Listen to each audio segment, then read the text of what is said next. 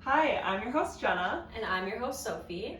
And this is the Horribly Happy podcast. So, this is our first episode, and in this podcast, we're going to be telling stories. Our first story will be a horrible story, whether it's mystery, murder, true crime, a terrible history event. And then the host on the second part of the podcast will go into a more happy story. So uplifting, inspiring, something to end on a brighter note. Yeah, and we'll switch off who tells which story each week, but it will always start with a horrible and always end with a happy. Exactly. And then we might sprinkle a little bit of our lives into it as well, but this is mainly a storytelling podcast. So Sophie and I just love talking, and we wanted to record it. Yeah, I mean, why not? Bring everyone along with us. Exactly. So we're going to, research these topics, but also we are not professional researchers or podcasters for that matter. So barely podcasters. Barely podcasters. Exactly. So if you notice something wrong or we say something incorrectly, please feel free to share that with us, but also know that we're doing this with the best intentions, and we do apologize if we get facts wrong. Yeah. We are trying our best. 100%. We're just having fun out here. Yeah, just doing a little research and just retelling the story, so with the best intentions. Exactly. And the reason we're doing horribly and happy is because Sophie and I have always had a fascination for kind of dark things, but not in the fact that we're obsessed with true crime or anything like that. Just horrible things really pique our interest because it's that could happen to me, or I can't believe that happened in history. And I think a lot of people have this fascination, but it's in the past few years has become normalized or brought to light, and people are kind of okay admitting it. Exactly. And it's just almost a way to look into things, so history doesn't repeat itself. There's a saying about that. I don't remember exactly what it is, but it's I have no idea what you're talking about, but I trust you. If you look into an event or look up something horrible and then you see the wrongs that they made, and whether it's a terrible event in history, you're I'm not a world leader, I can't stop that, but maybe you could see that coming to life in present day and how to avoid that. I don't know. Spark some conversation. Yeah, exactly. So that's always been super fascinating to us. But also, we both deal with some mental health issues where, we can get anxious or sad, and so we don't only want to talk about bad things and horrible things, so we also want to talk about some inspiring and uplifting things as well. Yeah. Still very interesting, but life is not always rainbows and butterflies, and I think, especially when you're in a rut, sometimes just hearing those downer things is not great. So that's why we definitely want to end on a more uplifting note and kind of give you the feel goods. Exactly. So yeah, we're really excited to get started on this. And thank you for listening. If you're here, if anyone's out there.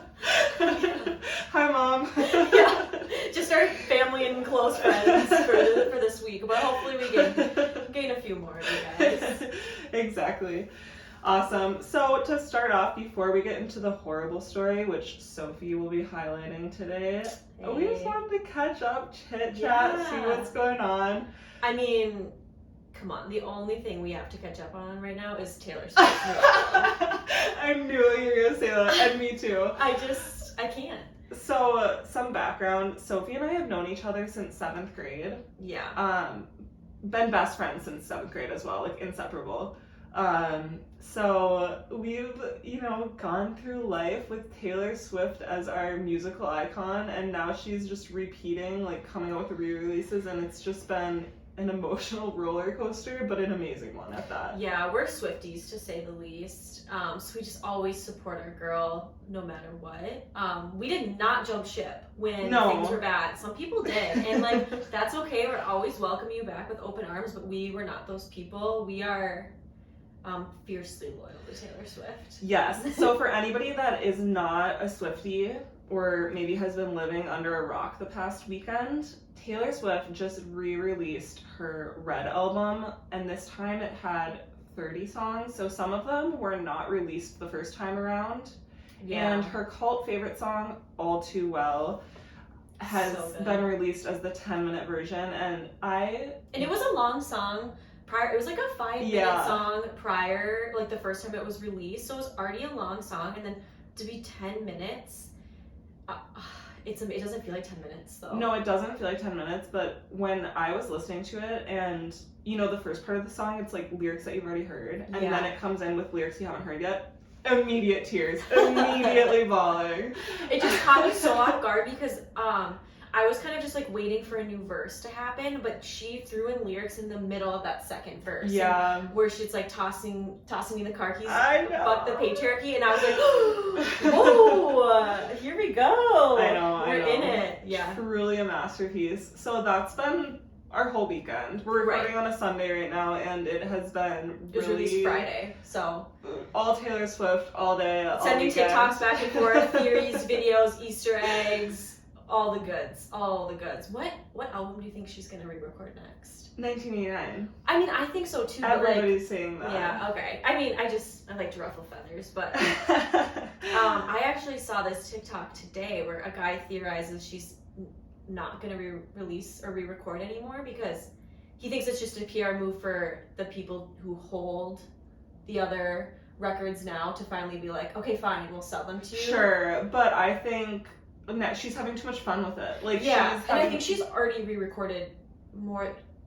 Yeah. I mean, she released Wildest Dreams re-recorded. Right. Well, that's because it went viral on TikTok, and she was like, "Give me that money." I know, but do you think she was like, get into the studio and let's do it now, or do you think she already had it in her back pocket and was like, okay, let's toss it No, out I there? think she recorded it because it was going viral on TikTok. Because she posted like, "Hey, I heard my song's going viral. Have fun with the Taylor's version of it." Yeah, I just was like, maybe she's already has a couple albums re-recorded. True, could be. But we'll ask her. Yeah, we'll call her up. Yeah.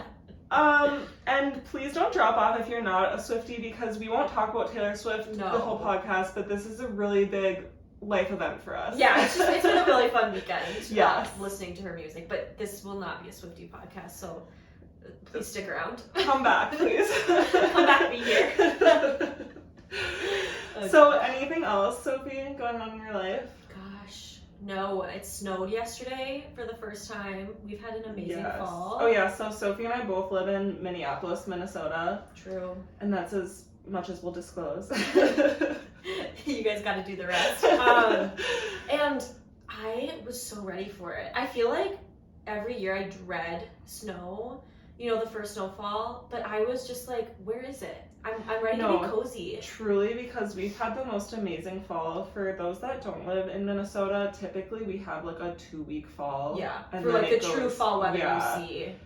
But this year we had literally 2 months of fall, beautiful weather, amazing colors. It was just great. So now I'm like, let's bring on the Christmas, bring on the snow. I already have my holiday decorations up. And I was kind of like, I used to say no Christmas decor until after Thanksgiving. I've changed my view because I just don't think it's long enough to enjoy. No, it's not. But then I was like, okay, maybe I'll wait till the first snowfall. But it wasn't happening. I was like, I just gotta put this stuff up. So I actually put my tree up yesterday while the first snowfall was happening. I'm so jealous. If I would have known it was like gonna be so dreamy, the snowfall was dreamy last night. Yeah. I would have waited, but I put it up like earlier this past week, like Monday or something. Yes. So. And I don't have a fireplace in my house, so I had a fake fireplace on my TV going like a Yule log. Yeah. And it was very much cozy. Yeah, I love it. I support that 100%. Awesome. Yeah, cool. Well, that's all I got going on too. Taylor Swift and Christmas decor. Yeah, I mean, what else is there to talk about? Yeah, just been kind of a slow couple weeks, but now we're starting this up. We're gonna go full force into Horribly Happy. So with that being said, let's get into the horrible story. So yes, let's get into it. So I just want to preface by saying that I was motivated to look into my story after the Astroworld incident that happened a couple weeks ago, and I think a lot of so horrible. Yeah, I think a lot of people are familiar with it. It was the tour, or concert/festival type deal that Travis Scott put on. I think there was other artists there, but so far I think the death toll is 9 people. And heartbreaking. Really sad, but I wasn't quite ready to dive deep into that incident, but it motivated me to look into other crowd crushing incidences. So today I'm going to talk about the Hillsborough Disaster, which was a crowd crushing incident that ended up killing 97 people. Oh my gosh. Yes. So wow. A lot of people. And just to quick reference my sources today, Wikipedia, BBC.com, and Britannica. Wow. Dyslexic. That's okay. Yeah, so that's kind of where I got all my information. So on April 15th of 1989, the city of Sheffield in South Yorkshire, England, hosted the Football Association Challenge Cup, also known as the FA Cup. Okay, 1989 you said? 1989. Okay. Yep, so. In my head I had 1889, and I was like, oh, we're going way No. back in history. I mean, we are going back, but not that far back. Got so this city hosted the semifinal game between Liverpool and Nottingham Forest. And this is a soccer game? This is a soccer game. Football? Yes. Okay. Yes. English soccer. Got it. Okay. European football. Okay. So it was a game between Liverpool and Nottingham Forest at the Hillsborough Stadium. And I'm not a soccer person. I don't think you really are either. I am not, but my partner Zach loves soccer, so I've experienced some of the craziness. Okay. Yeah. So I didn't even, just very small history. The FA Cup is just essentially the national tournament for English soccer. Okay.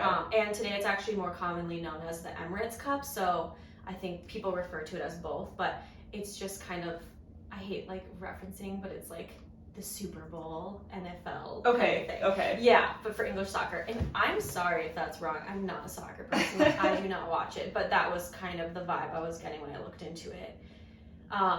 So, field invasions and hooliganism, which is an actual term. Hooliganism? Yes, this is an actual term used in England and Europe to describe aggressive and unruly behavior of fans. Okay, I mean, it checks out. Yeah, makes total sense, and I'm gonna start implementing that in my everyday vocabulary. Great. Me too. Yeah, so that's been an issue. That was an issue in England and across Europe for years before this disaster happened, and actually in 1974, so before this 1989 incident, they implemented additional safety standards in stadiums to avoid, some of these issues. And one of those safety standards was installing these high steel fences that separate opposing fans and fans from the field. Ironically, though, this started causing more problems. Okay, so just so I have this correct, like at the games, they put this big like a chain link fence. Okay, yeah. To separate the two opposing fans. Yeah, like the groups. Yeah, and it was like all around the field as well. Okay. Yeah, so they were kind of like everywhere. So on the day of this event, this game, the semifinal game, the Hillsborough Stadium actually didn't meet all these standard safety requirements that were put into place in 1974, but they were still approved to host the game. They did, however, have the high metal fencing, so that was in place.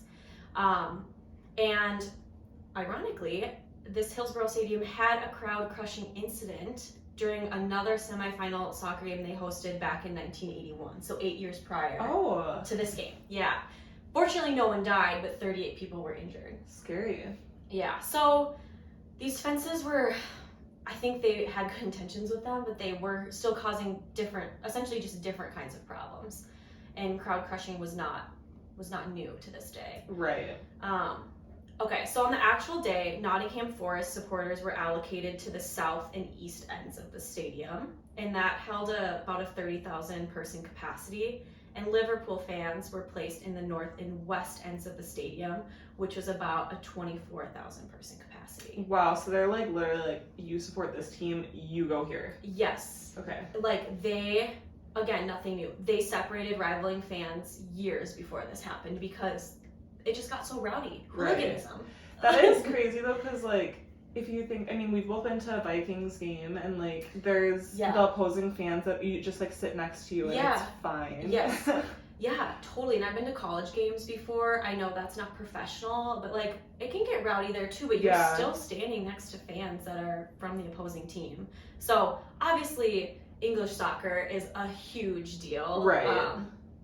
So I just think, it's been a problem for them.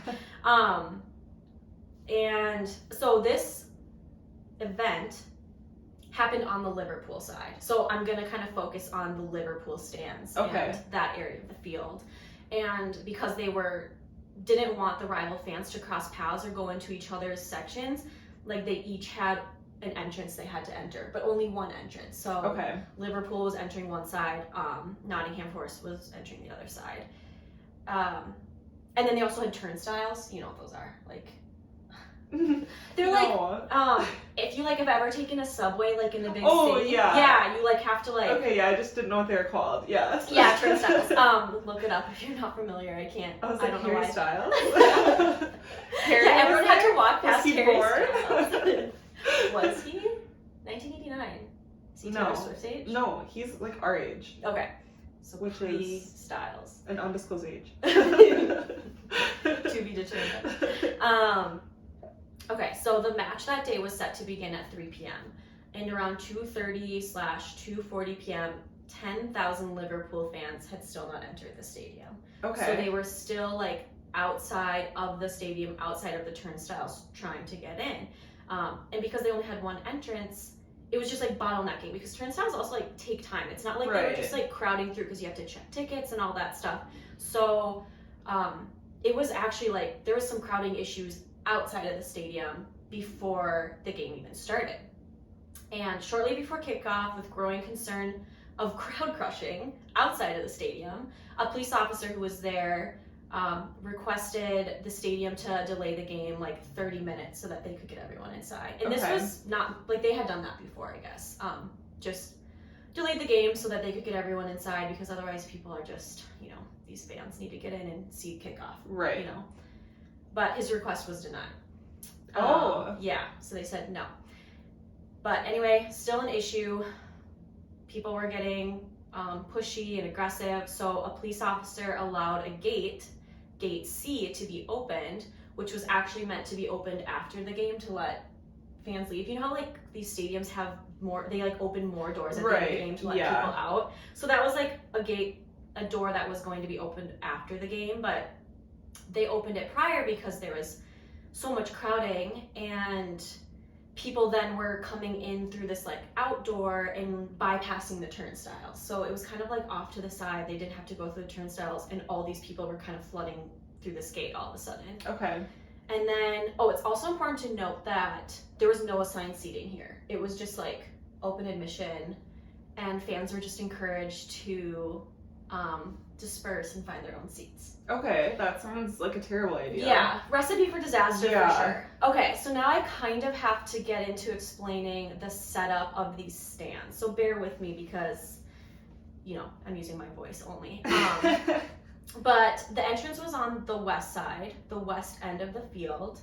And you entered behind you enter and then you see behind the stands, if that makes sense. You can't see the field because the stands are in the way. Sure, yeah, that makes sense. And there's upper level stands and like lower level seating. So if there's no assigned seating, then like you just have to like fight for a good spot, basically? Yeah. That seems like such a bad idea. And that's the issue, because I'll get into it. People are trying to get to the best seats. Right. So then you're like walking in under these stands, and then there's tunnels, and I don't know exactly how many tunnels there were. I read somewhere that there was 3 tunnels like under the upper level stands that you had to go through to get to the lower level stands, and there was a tunnel on like each end of the upper level stand, and then what they called the main tunnel, which was like in the middle and like kind of shot you out right behind the goal. Okay, yeah. Yeah, so they called them, I'm calling them sections because that's kind of how we refer to like fan sections, but they called them pens.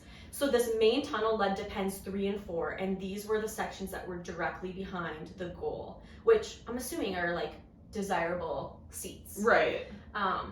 So you get to see the action. Yeah, of course it's desirable. You're right there, and you're lower level. Yeah. So, and I think so for whatever reason that day I read like there was just really poor signage about other tunnels, so everyone was flooding. I mean, these are 10,000 fans who are trying to still get in, are flooding through this main tunnel. Right. So the people who had gotten to the game earlier and were in the pens already are now being like shoved up against the gate that separates them from the field, if that makes sense. Yeah, the new gates that they put in. Yep. Okay. So they're like shoved up against the field, like in against these metal fences, and so the game begins, and people are still pushing people up against it, and there's another door that breaks open in the front on this fence that is between the fans and the field, and like people can like fall out of the door because of like the pressure of people pushing up against it. Yeah. Wow. And now this is where it's happening. People are being crushed. So people are climbing up and over the fence. They're spewing out of this door that has just been opened. They're reaching for people in upper level sections to like pull them up because they're being crushed essentially. And wow. At 3:05, only 5 minutes into the game is stopped because of what's going on. And teams are ushered back into their locker rooms, and all these fans are just trying to get to safety.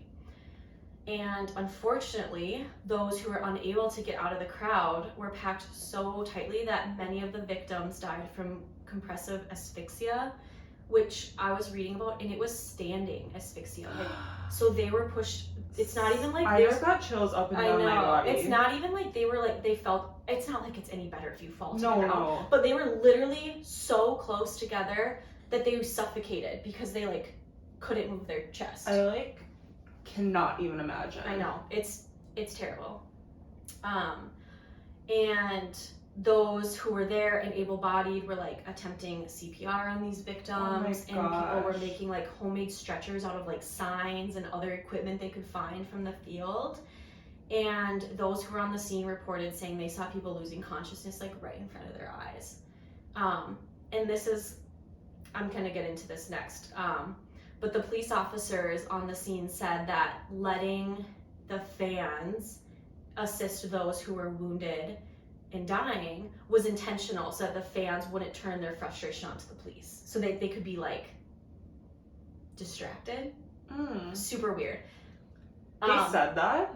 A police officer said that, yeah. Strange. So the stadium staff and the police force were heavily scrutinized after this event because they had such a slow response to the disaster. They wouldn't declare it an emergency, and they wouldn't say it was a major event, and everyone thinks that attributed to the slow emergency response systems.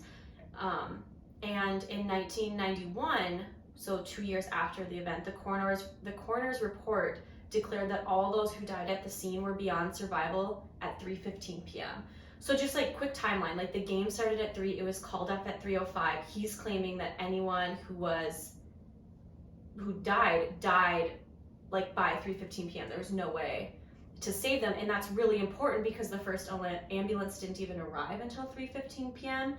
Therefore, they couldn't allow an investigation into the rescue efforts because the coroner's report was it didn't matter anyway because they were all dead. You know what I mean? So are they saying the coroner's report is maybe saying that to stop an investigation? Yeah, they think there was maybe some cahoots between the coroner, because I even read somewhere that the coroner and some police officers had a party after they said they couldn't investigate further into it. Yeah. It was very briefly said, so I didn't touch on it a ton, but there's weird things going on. It was very sketchy.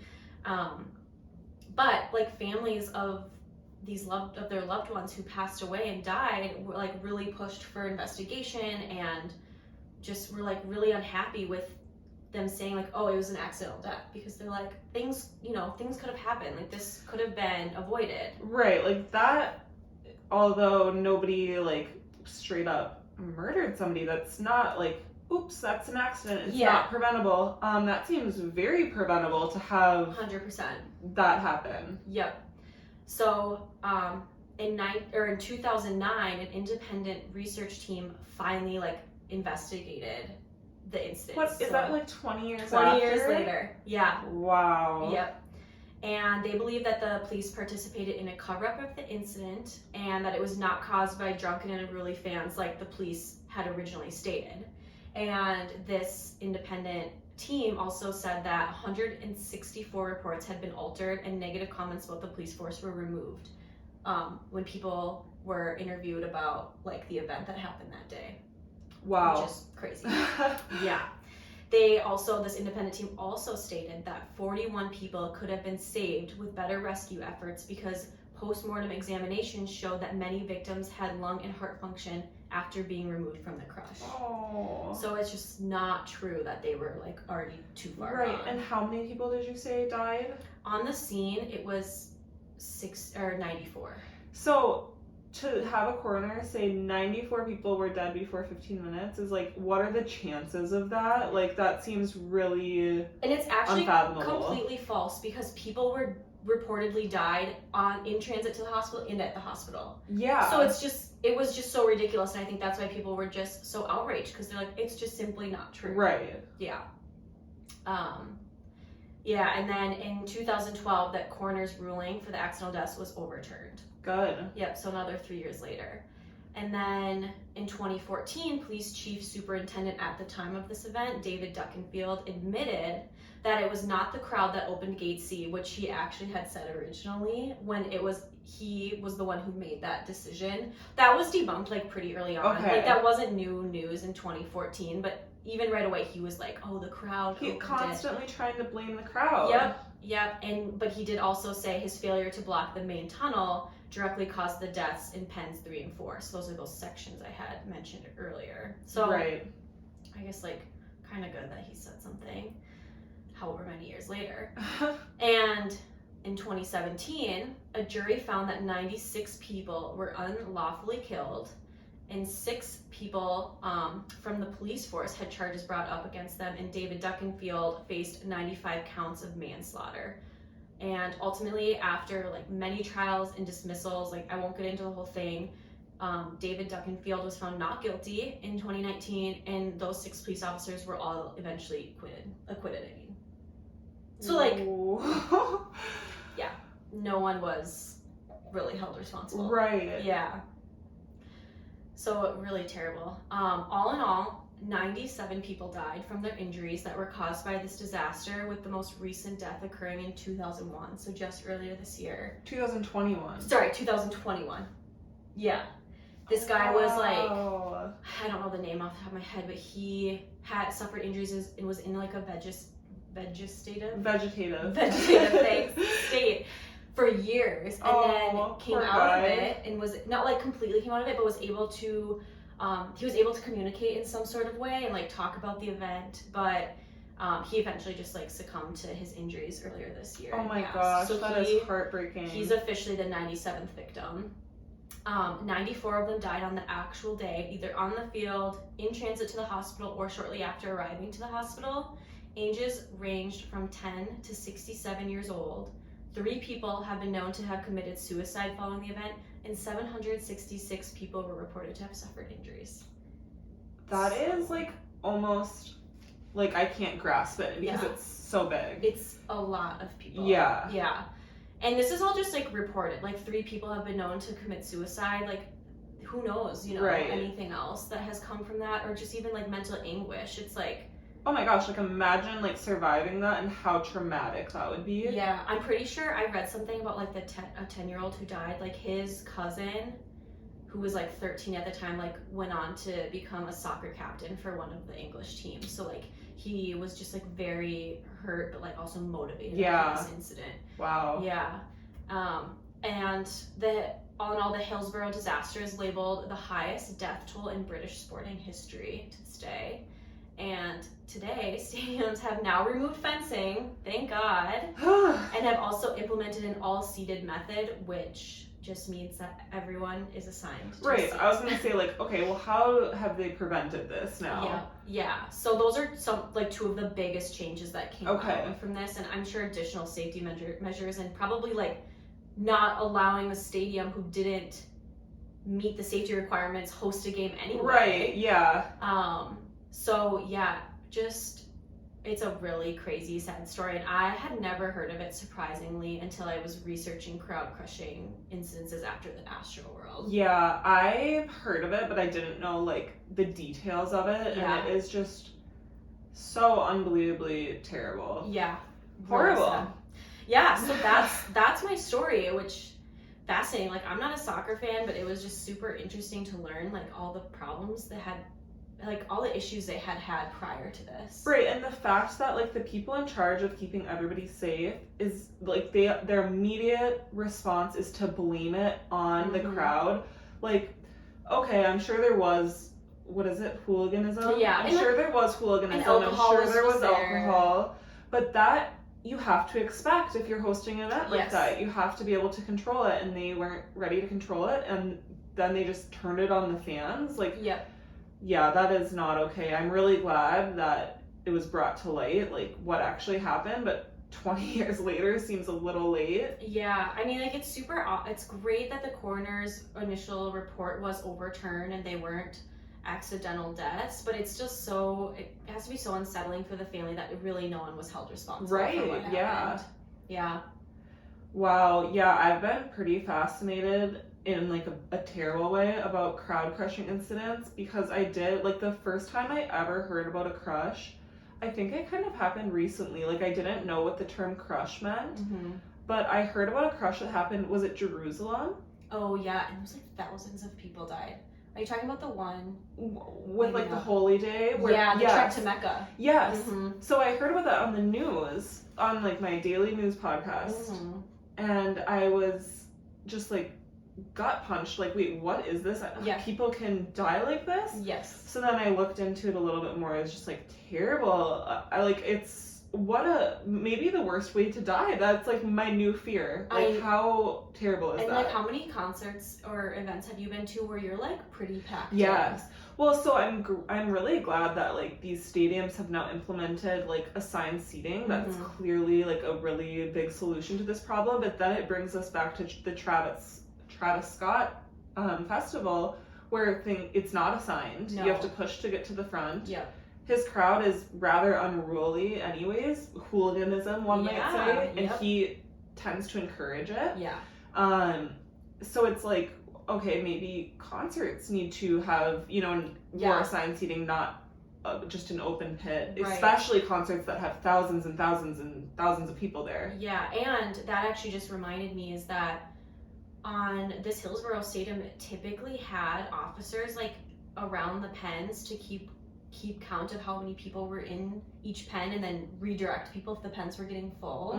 So they had some kind of idea of, like, how many people could be in each section, but they just weren't doing that day. So even if they want to have, like, a free-flowing crowd, maybe at least, like, cap the number and actually, I mean, Astroworld people were breaking over barriers and stuff. So obviously there's a lot more than just being like, keep track of the number of people. But yeah, it's crazy and it's really sad. And just researching this, like, I found ones like Black Friday and stuff, which is just, like, also so disturbing to me. Like, you're shopping. Like, I need this TV so bad, I'm going to run over somebody. Yeah. Like, I saw one, like, with Macy's, and I was like, is it just, like, all these, like, moms? Like, what? Crazy. I don't mean to laugh. It's really sad. Yeah. But, like, like, the fact that... Like, where does it end? The mayhem would cause you that much, like, distress. Yeah, that's wild. Yeah. So, that's all I have on that story. It was super fascinating to research, and there's a lot more information on the trials. That I just kind of skimmed over because there was a lot of just dismissals and retrials and mistrials. And ultimately it just was like no one was held responsible. Wow, really devastating. Thoughts go out to everybody, every victim, every family's victim involved in the Hillsborough tragedy, and also the Astroworld tragedy. Just, like, really a lot of sad things and thoughts out to every victim there. Definitely. Too young. People are much too young. Oh, yeah. That's really sad. It is. So, to transition away from this horrible story. Thank you so much for sharing, Sophie. Really great research. Thank I'm you. impressed. Thank you. Who knew a math major could be that good at research? I can be so good with my words. Wikipedia, man. Like, so well spoken. Every time we cite our sources, it's gonna be like Wikipedia, Wikipedia, Wikipedia. and you know what? We've talked about this. Like, people shit on Wikipedia. No. And I'm like, no. I, in college, had to get 3, like, sentences written into a Wikipedia page. Like, you could choose your Wikipedia page. Right. And it was so hard to get it approved. Like, I had to cite sources. It had to be, like, 100% factual. And after doing that, I was like, Wikipedia is legit. No, it really is. And when I would write papers in college, I would go to the Wikipedia page on my topic and then go to their sources Yes. and then find all my sources. Yeah, right. Yeah, that's also a good idea. But I'm like, people are like, oh, you mean anyone could just edit that page? Yes, but it'll probably be taken down if it's not credible within 24 hours. If it's a well-traveled page, because I know, I'm not going to say the lake because I want it to stay there, but my family's old lake. Yeah. Somebody went and edited the Wikipedia page for my family's old lake. And it says something ridiculous about my brother on there that somebody added, and it hasn't been taken down. But that's because we have like 15,000 lakes in Minnesota. Yeah. And nobody checks those pages. No, and it's not like one of the main lakes. It's not a highly trafficked lake or page on Wikipedia, but it's still there. I'll show you. I'm gonna look up my lake. I'm sure it's so like somebody added something stupid about my brother out there. Hilarious. Yeah, we'll look it up later for sure. But back to Wikipedia, I donate to Wikipedia because I use it so much, and if you use Wikipedia, you should donate too, because literally $2 would make a difference. Do you have a reoccurring donation? Because I donated once and I'm like, I wonder if I should try to reoccur. No, I don't, but every time I go to the Wikipedia page and it says, please, we need your help, I click donate. Yeah, because I got you. I'm like, yeah, you guys are doing God's work out here. Oh my gosh, like that was probably my main source, so bless up. Yeah, bless up, baby. All right, well let's end on that lighter note. Let's get into Yes, your topic. okay, sounds good. So my story probably won't be as long as yours, but it's very interesting. And so I don't know if this, like, how happy this story is, but it's very inspiring and interesting. So I don't know how I stumbled across this story, but I was interested in it because it is the author of one of my favorite books, actually. Yeah. So my favorite book, or one of them, is The Alchemist, which actually, Sophie, you lent that to me to read. That's, okay, so background, Jenna has like an English communications background, and I read The Alchemist before her, and then I gave it to her to read, and I was kind of like, it was kind of abstract, like it was okay. Jenna is just like so good at like really deciphering the meaning behind things, so she like really appreciates, and that's great because The Alchemist is a highly acclaimed book. Yes. I just didn't quite get it. I love that that's how you see me, because I don't see myself like that, but thank you. That's very nice of you to say. It's true. So the book itself, we don't have to get into like a breakdown of it, but it's like a very short book. Mm-hmm. It's maybe less than 200 pages. It's a fast read. And it's the story of a young shepherd boy that's like basically going to try to find his true meaning in life. Mm-hmm. Like he's trying to find his life treasure, basically. And you can read the story at face value, and it's very much like, okay, he travels here, he finds this gem. Yeah. And that's like a great fable to read maybe, but then you read it at a deeper level and it's like, wow, this is the meaning of life, man. That's definitely the level Jenna read it at. Yes. That was kind of the first go around. Maybe I'll try reading it again. You should. Yeah. You should. Maybe after listening to this. After hearing about his life, because it's fascinating. So the author of The Alchemist is Paulo Coelho. And I'm going to just tell you about his life story because it is actually fascinating. I knew nothing about it. I just liked one of his books. So very excited to go into this. Yeah. So a few of my sources are The Culture Trip, which is an article on his Paulo Coelho between insanity and spirituality. And then I went to biography.com. Love it. No Wikipedia this time. And then I also went to Wikipedia. Oh my god, my bad. And then I went to cliffsnote.com. Oh, yeah. And that was a cliff notes on his biography. I think there's a biography written about him. Okay. And then I Is also... SparkNotes still a thing, or is that Cliff Notes these days? No, I think they're both still a thing. Got it. Yeah, I don't know. I've been out of school for a while. Yeah, that was like something I did in high school. Yeah. And then lastly, the last source is his blog, because he has a blog, which was interesting to look into. So Paulo Coelho, as we were talking about, wrote the best-selling novel The Alchemist, which has sold over 35 million copies. Oh my. And is the most translated book in the world by a living author. Oh my goodness. So I did not know that. yeah, it's like I knew it was a popular book. very popular. Cool. So he was born in Brazil in 1947, and he is still alive. And he attended a Jesuit school when he was younger, and he was raised by really devout Catholics. So his parents were very, very Catholic and traditional. However, in his early age, he was determined to become a writer. Like, he was like, this is my life goal. Cool. I want to be a writer. And he was very outward about that. Mm-hmm. His parents really discouraged him from doing that, though, because they saw no future for a writer in Brazil. They just didn't see, like, value in that profession, and they thought it might be a hard life for him. Yeah. Which I don't know what it was like in 1947. I mean, I feel like some people still have those views today on like artists and stuff. Right. And it's like, we need those people. Yes. But people will be like, oh, are you sure? Can you make a living? So, makes sense. Yeah, for sure. And if his parents are like rather traditional, want him to take the traditional route. Yep.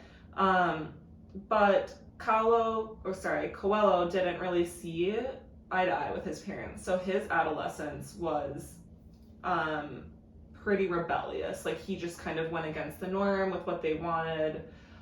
So actually, because he was so rebellious, his parents committed him to an insane asylum. Whoa. At 17 years old. That is dramatic. Yeah. Okay. So... Wow. I feel like that in itself can make someone go insane who's not truly, right, quote unquote, insane. Right. So I have some quotes from him about that experience. Okay. So he says, when I was young, my parents sent me to a mental institution 3 times. So starting at 17, he went to 17, 18, and 19, I think. Oh my God. And the reason for him going to the asylum is that his parents said he was isolated, hostile, and miserable at school. So basically, like, he wasn't crazy. He says, I wasn't crazy. I was just a 17-year-old who wanted to become a writer. Like, that was just his passion. Right. And his parents were like, no, you're going to you're crazy. an institution. Like, what? Okay. And he said, because no one understood this, I was locked up for months and fed with tranquilizers. Okay. The therapy consisted Nice. of giving me electroshocks. Oh my For wanting to be a writer, he got electroshocks. No one was like, hey, sorry, this actually doesn't make you insane. Well, I wonder, like, I don't know what it's like, especially in Brazil, but, like, when back then, if your parents want you to do something, and, like, you know, your parents, like, own you in a way. Right, yeah, I don't know when you become, like, an adult and you don't, if they, how long they have control over you, you know? Right, and maybe he wasn't 19, but he for sure was committed the first time 17, and then 3 times after. Okay. So he said, I promised myself that one day I would write about this experience, so young people will understand that we have to fight for our own dreams from a very early stage of our lives. Wow. Like, cool. Very cool. And then also... I would have just given up and been like, shit, okay, I won't write a book. Fine, I'll be an accountant. Yeah. Oh gosh. Exactly. So I actually like tried to research his time there a lot more because of course I'm fascinated with the horrible things. Yeah. And he actually escaped from the institution 3 times. So every time he was committed, he escaped. And of course he's not actually insane. Right. I wanted to look into like how did he escape? Like did he crawl out a window? All that I couldn't find anything on that. Oh, okay. But he did escape 3 times. He and probably then doesn't he want was to say how, just in case right. he's back there. So then he was released in 1967. Got it. And this is what he says about his time there and then his parents. I have forgiven. It happens with love all the time. You have this love towards someone else, but you want this person to change, to be like you. And then the love can be very destructive. Like, what a good soul. I want to So cry. Catholic of him. So actually, after he got out of the institution, he turned away from his Catholicism. I mean, I blame him. Checks out. Makes sense. And he enrolled in law school, but then dropped out. Okay. Turned away from his Catholicism to indulge in sex, drugs, and rock and roll, baby. Love it. The life. It says of the hippie life in the 1970s. Hilarious. And that's literally sex, drugs, and Yeah. rock and roll. Yes. Nice. So he goes on in his 20s and 30s living up that hippie Sorry, lifestyle. is he still in Brazil? Yes, he's Okay. still in Brazil. And he starts writing songs. So he starts pursuing writing songs for Raul Seixas, and I most likely pronounced that wrong. So apologies, Brazil. But it's Brazil's most famous rock star. Okay. So double apologies on pronouncing that wrong, but he's very popular. So while he was doing that, he was also listening to a preacher of a he was listening to the preachings of a Satanist guru. Oh my goodness. Listening to the preachings of a Satanist guru. Okay. Consumed drugs, enjoyed various sorts of orgies, and lived a life in Brazil that was generally perceived as subversive. So, like, not good. Yeah. And Brazil's military government took note of this. Then military government. They didn't like his lyrics at all, and they didn't like his ways of sex, drugs, and rock and roll. Yeah. So Brazil actually took him prisoner. Oh. Yeah, and they also tortured him with electric shocks, but this time to the genitals. Okay. Yeah. No words. Coelho admits that this experience was a traumatic one, but regrets nothing. Like, the forgiveness of this man, I know he didn't outright forgive the Brazil government, but like, what? I would be on a revenge tour. Yeah, or just like go into hiding. Right. And not live my life. Or leave Brazil. Or get out of there. Brazil isn't working for me. Yeah. So it's so interesting though, because not to cut you off, but it's just like that time what people were writing in the US, then they all would have been imprisoned. right. So I mean, I know it's just Right, so right, fascinating. because like the hippies movement Yeah, and stuff. yeah. So yeah, his lyrics were known as too left-wing and dangerous for Yeah. Brazil's military government. So yeah, he was locked up. I don't know like exactly how he was. I know he was like locked up, but I don't know like the details of like how long he was in there when he was taken out. Got But it. after he was out, he went away from the rock and roll lifestyle. And then he just started to kind of like wander with no purpose, like not really quite sure what he should do, because obviously he just had a very traumatic experience. So then he remembered his parents' decision to send him to an asylum. He remembered their objections to his childhood dream of becoming a writer. And then he was like, you know what? I'm going to resign myself to their opinion. He got a job as a lawyer, and he married a woman in the church. He went back to the church. Wow. Yep. So between 1975 and 1982, he was leading a normal life. So he had routine encounters, regular meals, stable paychecks, a lovely church wife, and he worked as a music executive. So he was like, you know, kind of still in the music industry. yeah, but like an exec. So Yeah. like living a very normal life. And then it turned out that after he was doing that for some time, he could not stand to be normal. That's what he said. I mean, he's destined not to live that kind of life. Right. So he left his wife, Oh. and he left with Christina Oyetisha, and that is probably pronounced wrong, so I apologize again. This is a new woman. Yes, Okay. new woman, and now his current spouse, and they're still married. Got it. So he left his church wife to travel the world with Christina. And after they were kind of drifting, he met a stranger in Amsterdam cafe that told him to make the traditional Roman Catholic pilgrimage to Santiago de Compostela in northern Spain. So Coelho took that advice from that random stranger in the cafe. As we do. Exactly.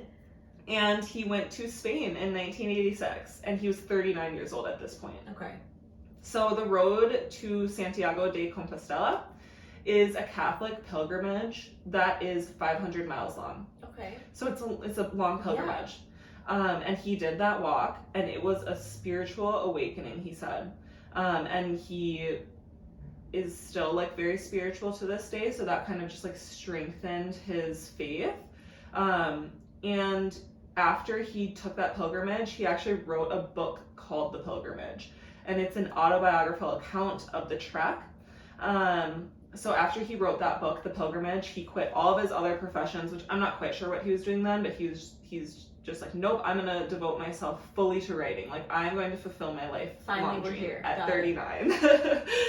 So he actually did write 2 books before The Pilgrimage, but they had no substantial impact, and he actually didn't like the 2 books that he wrote prior to The Pilgrimage, and he tried taking them off the shelves because he was embarrassed of his work. He said it was of bad quality, and one of those books' name is Practical Manual of Vampirism, like a vampire, which sounds fascinating. Yeah. Okay. Never heard of anything like that. Okay, so let me see here. So then in 1987, after he wrote The Pilgrimage, it saw some success, and he devoted himself to being a full-time writer. He suddenly got a bout of procrastination and didn't want to write anymore. Like we all do. He's finally living his life dream, and was like, he's like, never mind. I need a break. So he was procrastinating, and he told himself, because now he's like really turned into his faith that he went away from for some time, and he says, if I see a white feather today, it's a sign that God is giving me that I have to write a new book. Okay. And lo and behold, he saw a white feather in the window that day. Oh my gosh. I know, crazy. So then in 1987, he writes his new book, The Alchemist, which is the one we were talking about at the beginning, the very popular one. And it was a 2-week spurt of creativity. He wrote it in 2 weeks. Oh my gosh. Yeah. So I already kind of talked about what this book's about, but it's about a young shepherd boy who goes on a mystical trek and is, going to try and find his heart's desire. So the book actually attracted little attention at first. If you buy The Alchemist, Paulo has like a little excerpt in the beginning of the book that says like how the story like really starts off slow over time. Like people weren't interested in the book, and for a while, like it was actually pulled from the first publishing shelf that took it. And then it got picked up by somebody else, and then over time it kind of spread by word of mouth. The book did. Like somebody would recommend it to a friend, more people would buy it, and then it started getting translated into a different language, French, and then it got translated into all these other languages, and then eventually got translated into, the most translated book in the world. Yeah. So it was kind of like a slow burn. It wasn't automatically popular, and now it's one of the most popular books in the world. And he is known by that book, but also continues to write. So he has 25 books published in all now, and is still writing. Okay. So just an update on his life, where he is now. He is married to his wife, Christina, the one he ran away with. They spend half of their year in Brazil, so he is still in Brazil. And then he also spends the other half of the year in France, which sounds amazing. Yeah. He founded the Paulo Coelho Institute, which provides support to young children and the elderly, so he is giving back in some way. And he continues to write, like I said. So, just like, I like him a lot, and I really like his style of writing, but he's kind of a funny guy. Like, he's very spiritual, and his readers, like, consider him a spiritual guru. But other people think that he's kind of like mumbo jumbo and like pseudo philosophy. Oh, okay. Which I could totally see. Yeah. Like I love it, but I know some people would be like, okay, that's like mumbo jumbo. Yeah. You know? Some people say it would fit nicely into a Baywatch episode, which is like a strange comment to make, but I don't understand that. like cheesy. Oh. Yeah. Like, I don't think I, like, fully appreciate The Alchemist, but by no means was I was like, this guy has his head in the clouds. Yes, and I think, like, his writing's fantastic. His stories are great. I think people more consider the cheesiness to be like his Twitter, because he Oh. has a huge following on Twitter. So he's actually like taken up to Twitter and YouTube. Like you can go Oh. follow his channels and they're very interesting. Hmm. I follow him on Twitter, and here are some of my favorite tweets of him. So he goes, "Never apologize for being yourself." And that's it. That's the tweet. Okay, live, laugh, love. Yes, very live, laugh, love. When we make a mistake, redo. When we repeat a mistake, it is not a mistake anymore. It's a decision. That's true. Actually, that kind of, like, way back in the beginning of this episode, if you guys are still here. Raise your hand. I said, like, I like looking into history, so we, like, don't Yeah. repeat the mistakes we've made. Yeah. That kind of correlates to that. It does. When we repeat a mistake, it's not a mistake anymore. It's a decision. Yeah. Because you kind of, like, know what could happen. Right. Because it's happened. And you're still deciding to do it. Exactly. And then another tweet is, if you understand life, you need a reality check. That makes me feel so good. Pop off, king. Because I do not get it. Right. Okay, and here's a good one to end on. Life is too short to be wasted in finding answers. Enjoy the questions. I also like that. Yeah, I do too. Wow, that brings me like weird, I don't know what the word I'm trying to, it just like makes me feel like comfort. It's like a sweater around my Yeah, heart. yeah. Wow, cool. If I had Twitter, I'd follow him. Yes. Well, you gotta get Twitter then. I will get Twitter, probably soon. We're making a Twitter for this podcast, so we can follow him on there. And it's not that I've never had it, I just Yeah. deleted it a while back. Yeah, so overall, like, I know this is kind of like a long story about him, but I just think he's fascinating. What a traumatic upbringing. Terrible. What a dream that he's had his whole life, and then to finally pursue it and become so successful is just like really inspiring. And like, I don't have a dream profession. I don't dream of labor. But it's just like inspiring to be like, yeah, like I can do what I want to do. Yeah. And like I have he faced hardships in his life and he persevered and really holds no grudge, which I'm a grudge holder. Yeah, that's something I could do better at. Yeah. For sure. So I really thought his story was inspiring. I love his books. Well, actually, I've only read The Alchemist, but this made me want to read all of his books. Yeah. Especially The Pilgrimage, but he has some others that are really highly acclaimed as well. So, yeah, that's the story on Paulo Coelho and his fascinating, inspiring life. Yeah, that was cool. I never like really dig into authors, but like knowing kind of some of that background, it just like The Alchemist makes more sense to me. Right, yeah. Feels like much more personal to him. Yes, and actually, if you read the book, like I said, he has an intro where he talks about the book, and he says that he rereads the book, and every time he rereads it, he has a new experience with the book. Like, he finds something new about himself. Oh, wow. Yeah. Wow, some people are just so in tune. Yeah. I try to be, but I fail. No, me neither. But he's like his own therapist. Yes, yeah. And honestly, I hope he also has a therapist because he's been through some trauma. I'm sure, yeah, for sure. That's really fascinating. That was a cool story. Yeah, it's like very inspiring. Whether you know what you want to do with your life or not, it doesn't matter. Like he said, it's all about the questions and enjoying the questions. And yeah. And also, it's never too late. Yes, it's never too late. You know, he finally pursued writing at like, what was he, 39? 39. Yeah. Yeah. And I think a lot of people would think that's too late. Yes. Yeah, a lot of like people might see that as like my life's over. Sometimes I'm even like, oh my gosh, it's too late to switch careers, and it's like, girl. Yeah, we're so young. We're not disclosing our age, but I don't know why we're being so weird. I know. We're 26. Let's just say, oh, you're almost 27. It's almost your golden B-Day. Less than 2 weeks. Yeah. I know. We do have a big birthday celebration planned for you'll hear all Sophie, about so it. we'll give you the dirty deets on it. But it's her golden birthday. It is. It's my golden gal. Yeah. It's her golden birthday. You know, I like to be like, birthdays are not that big of a deal, but I'm like, I'm making this one a big deal. I love birthdays. Well, mostly, like, I just love celebrating my friends and people I love. So I'm excited to celebrate with you. Yeah, I think it'll be fun. Yeah, I'm excited. Yeah, me too. Awesome. Well, that was a great first episode. I think so Sophie, too. your story was horrible in And I hope you take that as a compliment. Thank you. Thank you. Yeah, it was. And thanks for sharing yours. Honestly, it's like, I never would have ever looked into that guy. So No. I am so happy to learn about him. Very inspiring. I recommend his book, and I recommend following your dream. What was his first tweet? Oh my gosh, let me Look it up again. When I said live, laugh, love.